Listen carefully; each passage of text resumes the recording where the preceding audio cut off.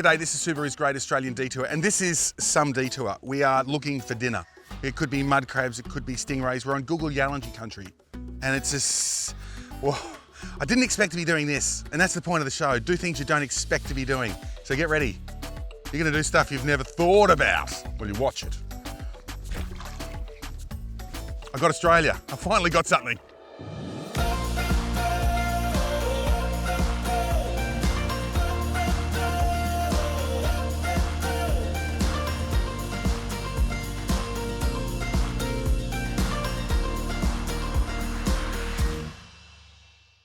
I've come to learn that the open road is still the stuff of legend. It's not another time or another place, it's now, just as it's always been. Only you might have to search a little harder to find it. But there it is, off the freeway, connecting families to towns and stories, and what will become some of our fondest memories. Subaru's Great Australian Detour is a celebration of the long way, of seeing the drive as being just as important as the destination. So instead of racing past the best bits, enjoy the journey. Stop, turn off, take the odd detour. This is Australia, the greatest detour there is. This time, we take the all-new Subaru Solterra, the all-electric SUV, on a run up the coast of Far North Queensland. From rainforest to reef and a world of surprises in between. This is an overseas pre-production model, so it's close to the Australian spec, but some things may vary. Either way, it's a chance to put it through its paces, through some of Queensland's best tourist roads. It feels like everywhere we go there's an iconic road, and Far North Queensland is no different. Formerly known as the Captain Cook Highway, it is the Great Barrier Reef Drive, and it hugs the Pacific Ocean. Beautiful vistas, it's rainforest to reef, cassowaries to crocodiles. Haven't seen either of those, but we have seen some beautiful views. Definitely a road worth travelling. One of a bunch of adventure capitals in Australia, Far North Queensland offers all levels of excitement. So that might be a coastal road, hairpin turns, or even croc sightings. It might even be a creek crossing. It's important to check the depth of the water and refer to your owner's manual, as like all cars, there are limitations when it comes to this type of driving. Subaru SUVs have X mode for when things get a bit robust. There are two modes, snow and dirt, and deep snow and mud. There's also hill descent control for downhills. The Solterra goes one better with grip control, controlling the speed downhill, uphill, or on the flat, like this. Here we go. X mode, and then grip control, and then, I don't know, what do you reckon? Medium. And so now, I'm steering, but the car's controlling its own speed. How good! Listen to that. Oh man. And we did it! Yo beauty! I knew we would, no doubt. Never any doubt. How to celebrate such a crossing? I know. Giddy up. I'm pretty sure this is the only place north of Cairns where you can take a horse riding tour on a beach. Steve, I'm not much of a rider. Is that going to matter? We're here for beginner riders. That's what we cater for. It's a walk-only ride, so at the end of the day, it's as safe as it can possibly be. Okay, and what do we... Oh, no, actually, I don't want to know what we're going to see, because I want to have it unfold like a mystery, but is there something I should look out for?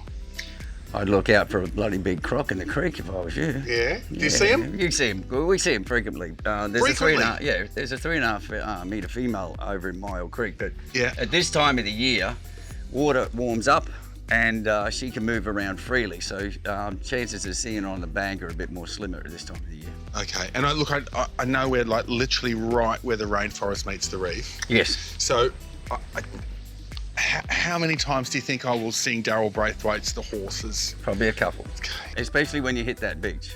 Rightio. So do you have a special horse in mind? Yeah, I've got something that'll sort you out, don't worry about that. Will it sort me out? Yeah, it'll sort you out. But only walk only? Yeah, walk only, you know. He's a good boy. All right, let's get into it. Good, and let's see a croc. Steve paired me with an ex-racehorse.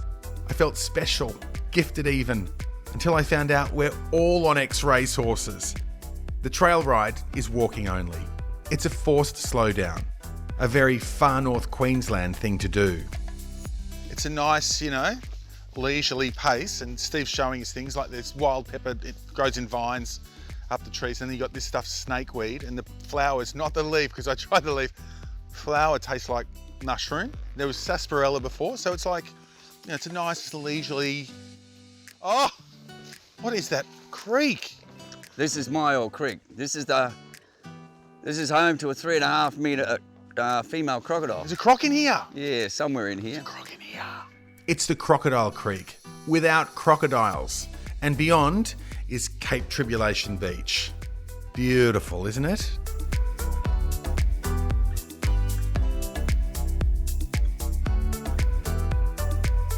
And here's my chance. She will fly way up high. Oh. Steady. Sorry. Even my horse was trying to run away from me.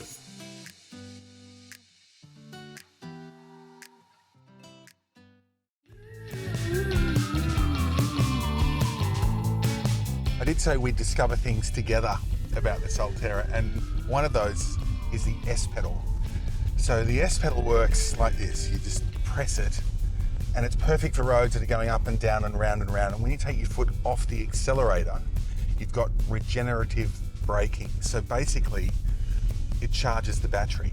So it's not unlike the horse riding where you're walking, So you just slow down and re-energize. Circle of life. Whilst you could fill your boots at any number of Daintree restaurants, there's something special about finding your own feed. With a little help, of course. Link Walker runs Kuku Yalanji cultural tours from Kuya Beach, just east of Mossman. Hey Link, I think for everything we're doing up here, this is the most exciting, because it feels sort of like that old primal, the hunt, going and hunting. That is the plan, right? Pretty much, yeah. So this is our normal day. We go out, catch a feed, and come back and feed the families here. So what we've done is just build it into the normal daily lifestyle and get you guys up here to work for us now. So you're our workers for the day. Right, so what are we trying to find? It changes every day. So we do catch everything here. The reef's just out the front. There's coastal reef, there's seagrass, all these mud flats, there's stuff hiding in it. So right. You never know what you'll run into out here. So. Okay, and when you say what we might run into, right, there's the Aktung signs. I love the Aktung signs. Is there an issue, a croc issue? And is that seasonal as well? Yeah, they come fishing here, so that's why I got you here on the low tide. Yep. We'll try to get out before the tide comes back, see what we can find, and then the crocodiles and the sharks and all the big stuff come back when the tide's in again. They've got 6 hours to play. And crocodiles and the sharks? Yeah, everything big comes here fishing. Do they? Jellyfish too, so. Obviously, my history as a spear thrower is not great. In fact, it's non-existent. Or maybe when I was 11, Yeah. We'll get you warmed up. I'll show you how to use them, and then we'll show you how to carry them safely. Come on up, I'll get you to pick yourself out a spear and have a feel first. Some are heavy, some are light, so just, pick them up, have a feel. Something you're comfortable with. Yeah? Yeah, so when you throw, finger on the end. Really? The other hand's just to balance with or aim with. Okay. Isn't that funny? Because I've gone instantly. Everyone thinks it's javelin. Yeah, right. Yeah. Oh, of course. Just to give you that bit more accuracy, we use that finger. So when you're ready, you just use the other hand to balance with, and then when you're ready, you step into it, push with the finger. So when you finish, you should be pointing with the finger. Okay. Okay, that one there. That's him. Well, now it feels long. That's him. Warm-up round, vegetarian day. Jeez. Come on down. Hey. No fear for the wildlife at this stage, unless you're a scallop. Very flat shell. Half scallop. Yeah. See the scallop in the back? And half pearl shell. And if you hold it up to the light, see the meat in there? What? That meat? Yeah, that's it. That's it? That's it. Mudflat scallops, whirl shells. Oh, beautiful. So Link's just done the unimaginable for when we were kids and picked up a toady. So we thought these were just the most poisonous things in the world. So when you catch them accidentally, it was hell on earth to get them off. But he's, as you say, he's like really comfortable, isn't he now? Yeah, once he's, look after him. If you're not, don't frighten them too much, they get used to you. In fact, even his puffer's gone right down. Yeah, you'll sit on you, have a little play. So when you're kids, this is what you play with out here and you get used to it all. Once it knows you, it's not frightened of you anymore. That's amazing. That's a good trick. Yeah. I remember that. What a revelation. I'm not sure I'll ever pat a pufferfish again, but I loved the moment with Link. And I knew I was in safe hands. Get into him yet, before he gets away. Oh, he's in the dust. You're going to lose him. Here he is. There he is. Red. See there? You got him. Hey. Mud Link. crab. I was so scared. It's so stupid. I was so scared. Once they get into that dust, see how hard they are to find in the dust? Yeah. For the record, there are size limits for muddies, so best to check wherever you're fishing. It wasn't just the sandbanks. It was the mud flats and the mangroves and scragging around for mussels and being scared of stepping on things and imagining what might go wrong with a man who really only saw what would go right. I'm not convinced we've got all of our dinner. We've done pretty well. After the break, something... You step on anything, you're stepping on danger. It's just a leaf. See you in a sec. This is Subaru's Great Australian Detour. We've got the Solterra in Far North Queensland. If there's anything more relaxing than floating down a river through the rainforest in the Queensland sun, I'd be keen to hear about it. So Jason, just to be clear, we're going to raft down the Mossman through the Daintree, not on the Daintree through the Mossman. Yeah, definitely. And there's a reason for that question. Yeah, so this is the Mossman River, beautiful river. We're in a really nice, safe location for it. The Daintree River is a fantastic river, but it's really good for a crocodile cruise, not for a river snorkeling adventure. So there's clearly no crocs here? Not where we are, no. It's too cold, too clear, and plenty of humans downstream of us. So we're in a good spot. Okay, so what are we going to see? So fish guaranteed every tour. If we're lucky, we find turtles. So we've got freshwater turtles. I get the feeling there's sort of that really lovely Far North Queensland feeling of just, genuine beauty and calm. Is that part of the trip as well? It is part of it. So we've sort of got quite a 2-speed tour. Part of it is just like this, where we're just hanging out, chatting in this beautiful sort of rainforest. Other parts we are paddling on our stomach. There's like little mini rapids we go down. Okay, cool. And then lots of floating on our backs as well. So good. Yeah, it's very 2-speed. Okay, great. It's like fast and slow. All right, just looking forward to it. It's gonna be fun. Just to be on your back and actually in the water. I think most people do it on the raft, but staghorns, basket ferns, bird nest ferns, orchids. I don't even like plants that much, but gee, it's beautiful. Dreamy, isn't it? No phones, no rush, no worries. This is pretty cool. See this little spider? It's the northern jeweled spider. And what's interesting about it, apart from it's a spider and looks like a crab, is that Joseph Banks on the Endeavour, coming down the coast, Trials and Tribulation, Captain Cook, this is the first entry he made in his botanist log. So it's in the British Natural History Museum. I think it's, like 00001. That's it. There's a genuine sense of calm, and you've got like figs just dropping into the water, just like little rocks. And then because it's so peaceful, it brings up all other things. Like I haven't been on one of these since I was like 12. It's deeply beautiful, but possibly deeply spiritual as well if you let yourself actually go.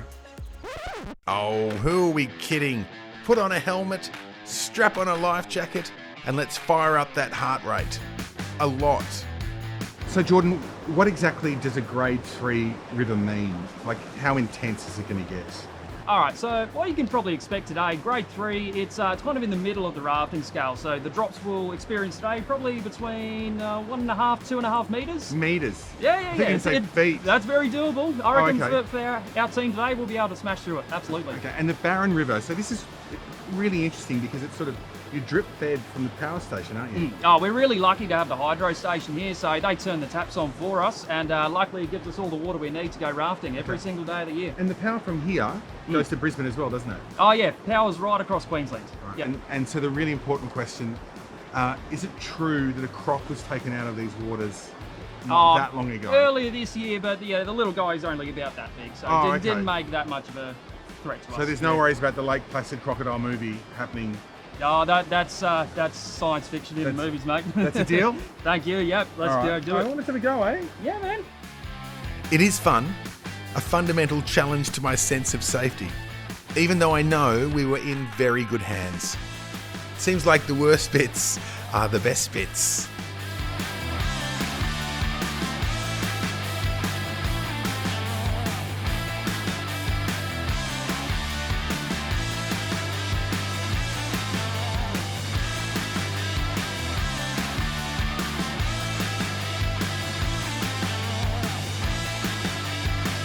So that's the rough stuff. So have a break. Okay. When we come back, back on the drop. When we come back, the Great Barrier Reef.